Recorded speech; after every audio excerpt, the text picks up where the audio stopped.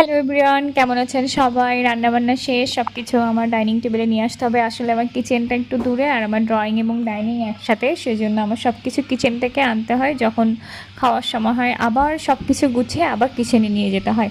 তো আজকে কি কি রান্না করলাম সেগুলো আপনাদের সাথে শেয়ার করি। আজকে করেছিলাম ওল দিয়ে, ইলিশ মাছ দিয়ে, আর করেছিলাম দেশি চিকেন একটু আলু দিয়ে ঝোলঝোল করে, আর শেষে ছিল পাতলা করে মুসুরের ডাল, অবশ্যই সেটা তেঁতুল দিয়ে।